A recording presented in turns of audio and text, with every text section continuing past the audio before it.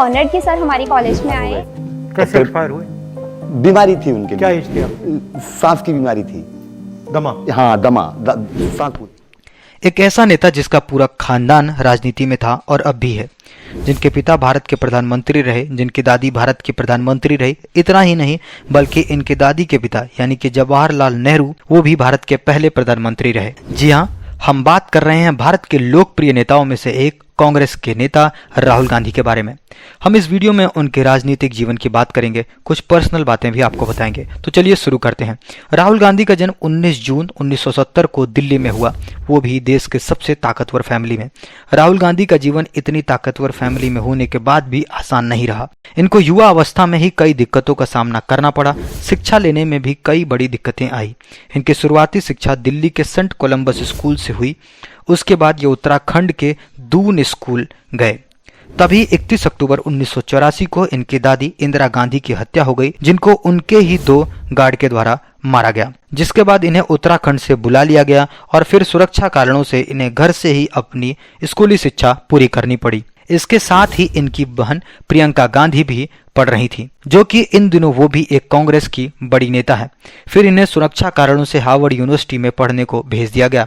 इसके बाद 1991 में फिर से इनके ऊपर एक दुखों का अंबार टूट पड़ा, क्योंकि 1991 में इनके पिता राजीव गांधी की हत्या हो गई, जिसके बाद इन्हें सुरक्षा के लिहाज से फ्लोरिडा के रॉलिंस कॉलेज भेज दिया गया, जहां 1994 में इन्होंने अपनी ग्रेजुएशन डिग्री कंप्लीट की। वहीं आपको बता दें, इस बीच इन्होंने अपनी वास्तविक पहचान छुपा रखी थी और ये राहुल विंसी के नाम से पढ़ रहे थे।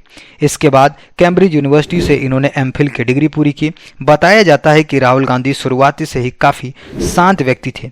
इसका एक कारण यह भी हो सकता है कि किसी बच्चे के एक छोटे से जीवन काल में ही 2 हत्याएं देखने को मिली।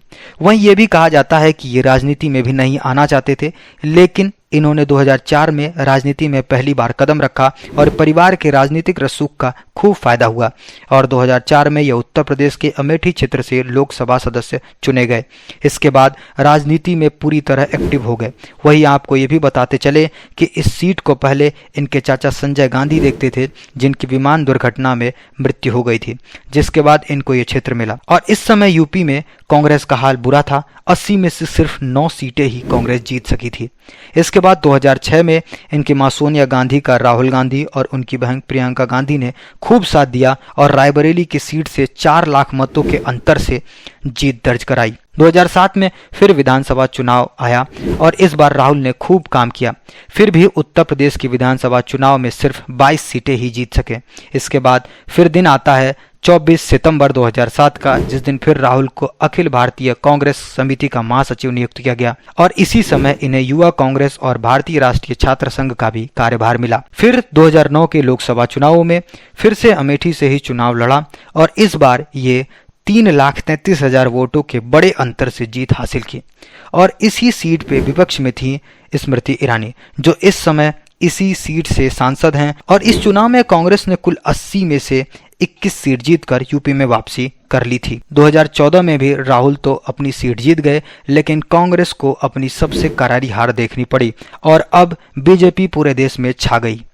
2019 के चुनाव में राहुल ने अमेठी और केरल के वायनाड से चुनाव लड़ा और इस बार ये अमेठी की सीट हार गए, लेकिन केरल के वायनाड से जीत हासिल की।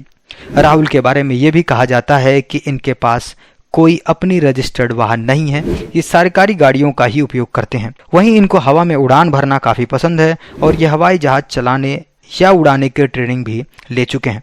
हमने ये वीडियो बनाने का फैसला किसी पार्टी को ध्यान में रखते हुए नहीं किया, बल्कि लोगों की जिज्ञासा और उनके कुछ प्रश्नों के उत्तर देने का प्रयास किया है।